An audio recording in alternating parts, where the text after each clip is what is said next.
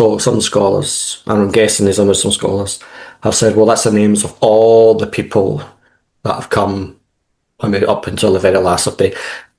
I think the problem with that is that they're taking it a bit too literally. That they're saying it because it means the names, it's like names of people. I don't really think that's what the Quran is saying.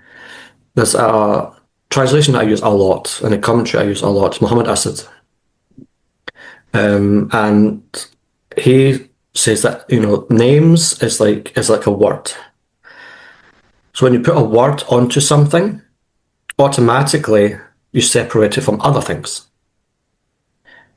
And when Allah is describing the names that Adam was taught, it's referring to the human being's ability to have conceptual thinking that is sort of lacking in like animals, for example. We think in a certain way, and we, have a way of knowing things, but also to know something is to name it. You know something first through naming it.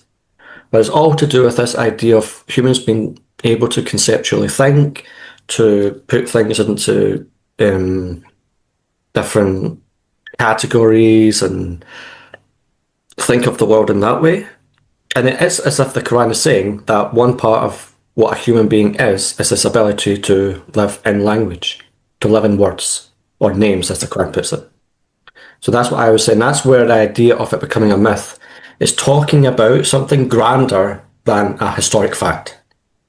It's talking about something, it's more important than talking about, well, this happened, you know, 50 million years ago in some garden somewhere, and this man ate that. That's not the point. The point is saying what is about human evolution.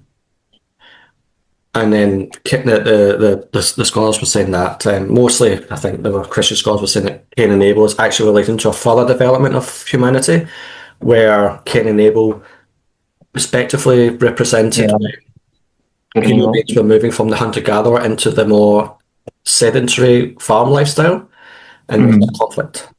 And then the conflict of Cain and Abel. So, but you have to kind of separate them and look at them as myth. That's how I would look at it. Of that, it's sort of relating to what you're saying about language, but also looking at it from what is the story of Eden is like a myth, but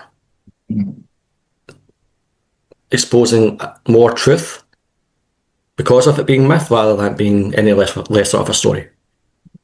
Yeah, I think you're right. We put emphasis on truth as if like if it's fact, if it's noted down, it's truth. But truth comes in very different shapes inside.